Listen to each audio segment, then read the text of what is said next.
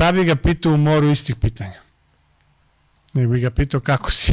Koliko puta je gledao ono kao trenera štopovanje, one lopte sa YouTube-a, stvarno. Da li je gledao na YouTube-u kako štopuje i koliko puta? Eto, to je prvo originalno pitanje. A drugo, kako si zalomio ono proti Španije 90.